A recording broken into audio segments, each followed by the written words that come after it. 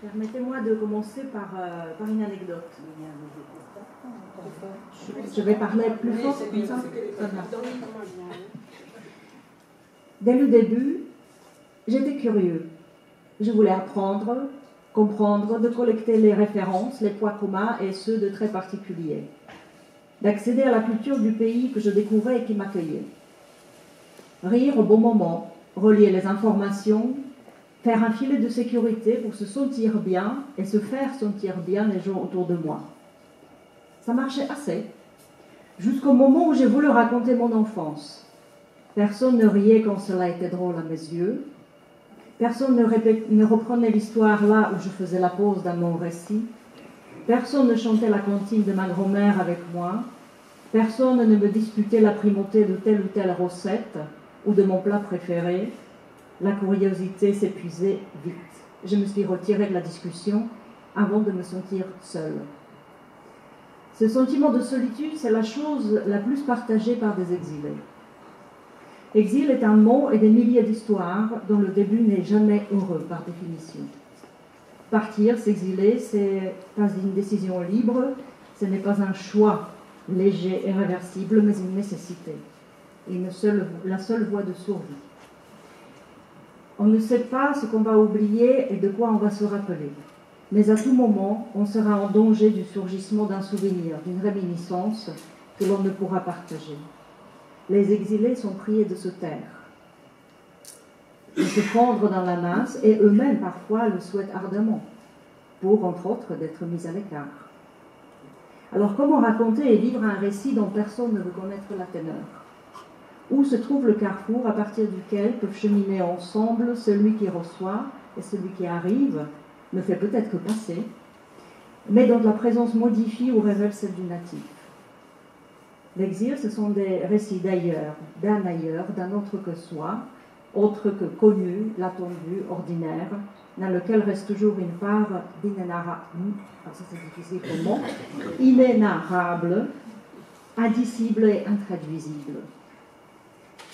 Mais cette impossibilité de se dire, l'obligation de s'effacer jusqu'au sentiment de l'inexistence doit être transformée en quelque chose d'autre. La transformation de la douleur, de la tristesse, de la colère, de la rage en quelque chose d'autre que un arc peut relier, c'est le privilège et le pouvoir de l'art, entre autres. En premier lieu, de la musique et de la peinture, parce qu'elles n'ont pas besoin des mots. Elles éblouissent, consolent, impressionnent, elles passent. Mais ici, nous sommes à la bibliothèque et nous sommes en littérature. Ici, c'est le besoin des mots pour peindre la scène, pour ouvrir l'imaginaire, cet étrange espace où l'écrivain et le lecteur se rencontrent sans jamais se voir, ou rarement, parce qu'aujourd'hui on a la chance, on aura quelques écrivains quand même. Et dans les grands intraduisibles restent l'enfance, l'humour et la poésie, que même la littérature peine à traduire. Mais elle y arrive. Je souhaite évoquer ici une écrivaine et poétesse, Vera Linhartová, qui a quitté la Tchécoslovaquie en 1968. Elle parle de l'exil dans des termes assez inhabituels, assez durs et très libérateurs.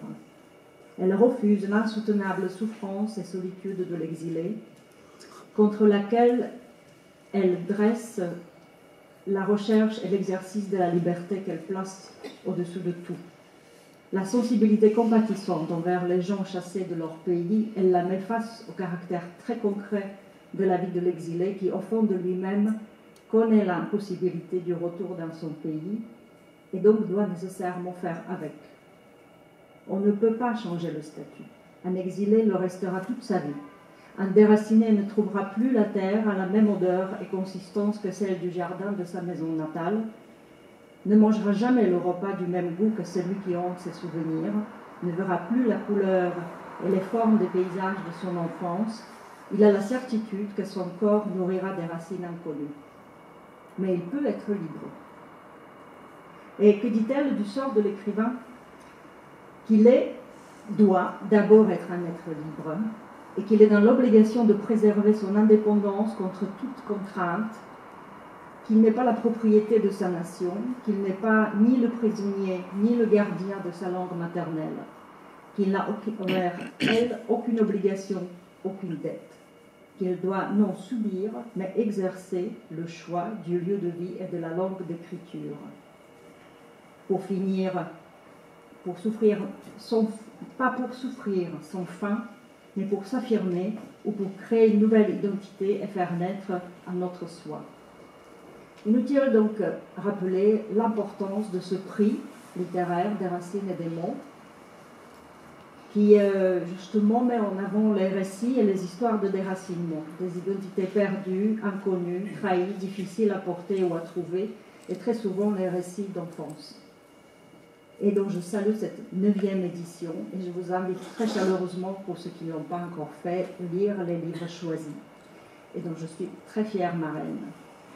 Et je voudrais encore finir sur une citation d'une écrivaine de langue allemande, Marie von Ebner-Eschenbach, qui dit « L'esprit d'une langue se manifeste le plus clairement dans ses mots intraduisibles. » Je trouve que cette image d'intraduisible nous promet non seulement l'impossibilité de comprendre, mais aussi la possibilité d'une beauté qu'on peut imaginer. Donc voilà, je suis très heureuse de me retrouver à Lille pour plusieurs fois déjà, je sais pas, et une 3e fois, voilà. Françoise qui va reprendre la parole me souffle le nombre exact de l'année. Et je vous souhaite vraiment une très très belle lecture des ouvrages choisis cette année. Et je passe la parole à Françoise, la présidente du jury et responsable des étudiants de master, dont je salue vraiment l'arrivée dans ce prix magnifique.